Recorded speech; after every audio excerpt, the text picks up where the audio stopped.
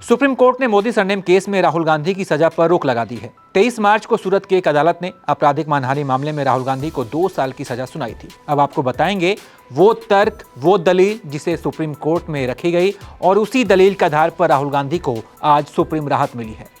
तो पहली दलील ये थी कि मानहानि केस में अधिकतम सजा कैसे मिली। राहुल की ओर से पेश हुए वकील सिंघवी ने कहा, हम न तो रेपिस्ट हैं न ही कोई हत्यारा, इसके बावजूद एक मानहानि केस में हमें अधिकतम सजा दी गई है।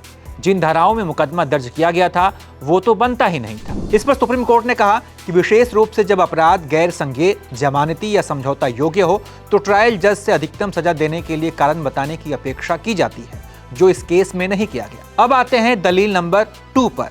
राहुल गांधी सांसद थे, जनता का अधिकार प्रभावित हुआ। सुनवाई के दौरान अभिषेक मनु सिंघवी ने कहा कि राहुल गांधी वायनाड से सांसद थे। आपराधिक मानहानि केस में सजा देते वक्त उन्हें अपराधी की तरह देखा गया। हम फैसले के खिलाफ हाईकोर्ट भी गए। वहां मई में मैंने सुनवाई खत्म की, लेकिन कोर्ट का फैसला जुलाई में आया।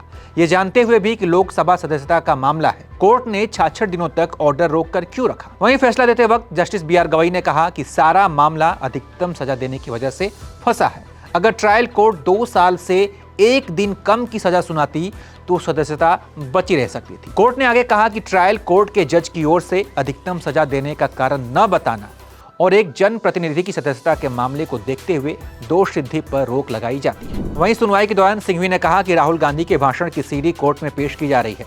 न तो कंप्लेन करने वाले व्यक्ति ने CD बनाई है और उसे किसने दिया इसके बारे में भी पता नहीं, फिर CD कैसे रेफरेंस हो सकता है। सिंघवी ने कहा कि पूर्णेश को सारा कंटेंट व्हाट्सएप के जरिए मिला है।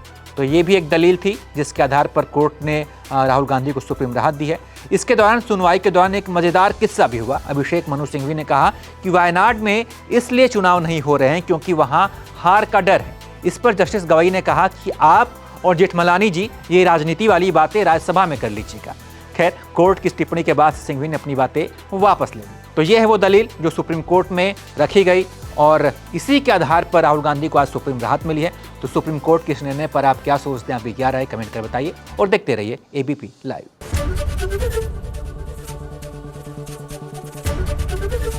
ABP गंगा, खबर आपकी, जुबान आपकी।